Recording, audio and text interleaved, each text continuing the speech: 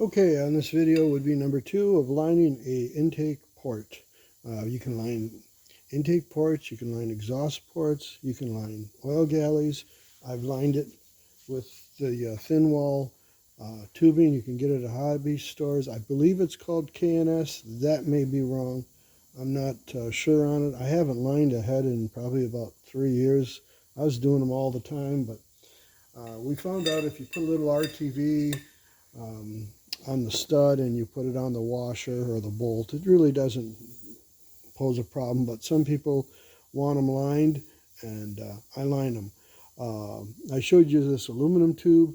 This works okay. I didn't realize I had enough. Well, I realized I have enough bronze to do this. I prefer to use the brass tubing. Um, I have it well oiled. I've sanded it lightly. I've deburred it. I made a driver tool for it. Nothing real fancy, just a piece of steel turned down, and it's undersized just a little bit. Okay, I've cleaned this out with a ream, and I've gone in with a brush on a drill, and I've brushed it. I'm going to attempt to drive it now. Sometimes they drive really good, and sometimes they don't. I want them as snug as I can get them and still be able to drive them. You want to make sure there's no burrs on it. That's probably the key to the whole thing. And the hole's got to be relatively smooth to drive it. Now, hopefully, it should drive damn near with your hand. It's nice if it would.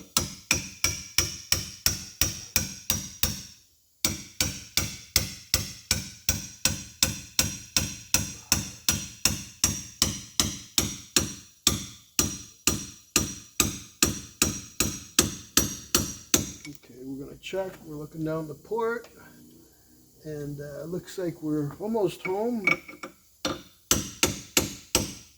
That's home. Now we want to visually make sure that we're all the way down, because we don't want to cut anything out. And I've got just enough brass tubing to do the job. We're all the way down. Everything's looking good so far. Now these I made. Just throw them on the lathe, turn them, round them, hit them with a file.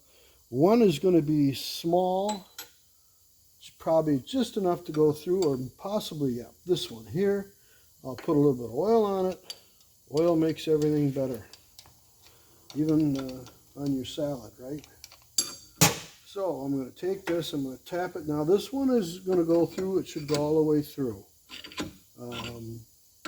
It should go all the way through. This has got a real ratty hole in it, but if I have to tap it through the other way, that's what I'll do.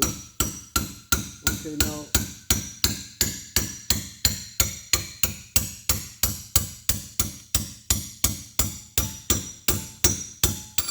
okay, that's good. I'm not going to go any further than that. That definitely was snug. Now I'm going to show you what we just did. If I don't cut myself on that ream. Okay, here we go. Okay, and there's my level that I knocked on the ground. Okay, here we go. You can see that there's a bronze tube in there now. Well, I'm sorry, I'm doing the best I can here. See, it's got a bronze tube in it. You can see it right down there. Okay, and this is the one the customer didn't want. Okay, you see them ragged edges? That's why I go in there with this tool, and I can put it on an angle, and I go in there and I clean that all out. Then I run a brush through it to get all the burrs out of it. And that is basically how you line a head bolt hole, or anything you want to line. I've lined blocks that connecting rod is hit and broke through the oiling. Okay, you can see the brass.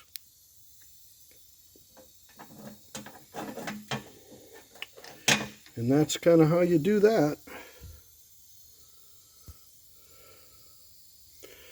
I'm not going to say whose heads these are. There's no sense in that. And then we're going to put a plate across here. I'll show you how I do that. He wants a little more sealing surface here. It is getting a little on the thin side. But there's the liner. And And there it is, you can see it. It stops right up to the top. I didn't want to go all the way through. That's it.